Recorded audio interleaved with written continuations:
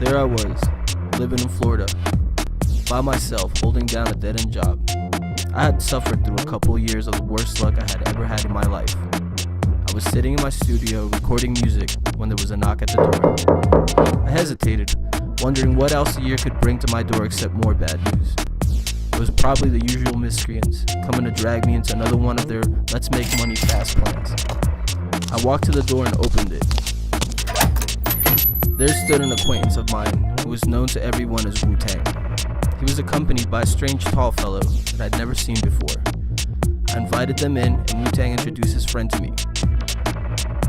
Billy apparently had just arrived in Florida after hiking a 6-month-long trail known as the Appalachian Trail. I had never heard of such a thing, and I was immediately intrigued by his story.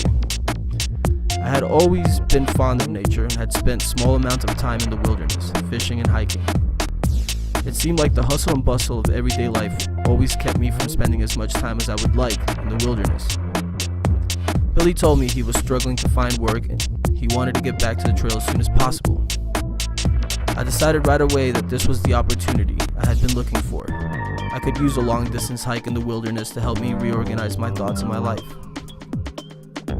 Within the next couple of weeks, Billy and I worked together to organize gear and money. I visited my family and told them about my plans, and they supported my idea. Before the month was even over, I found myself on the road and on my way to Georgia to start this much-desired adventure. We started our hike in February, and I had not realized how cold the weather was in the mountains. The first month of the hike, I suffered greatly from cold and fatigue. As the days and miles passed by slowly, I began to develop a rhythm and acquire my trail wings. The fast-paced life of the city was replaced by the quiet atmosphere of nature. For once in my life, I had a lot of time to think and reflect. The trail provided amazing opportunities to connect with nature. The wilderness areas were beautiful and inspiring. I sat and thought deeply about my relationship to the earth and my place in the grand scheme of things. I started to develop a desire to teach the wonders of the wilderness to others who were just as lost as I was. It dawned on me that nature could offer so much to us as long as we were willing to embrace and explore it. Nature rekindled my spirit and sense of direction. I realized that a lot of the bad luck I suffered from came directly from bad decision making. My time in the wilderness helped me to make positive changes in my life by taking risks into the unknown and exploring my desires. I also learned many technical skills and met many interesting people who had a lot to share with me. It was on the Appalachian Trail that I learned about Prescott College and the idea of adventure education as a career. I never did finish the trail.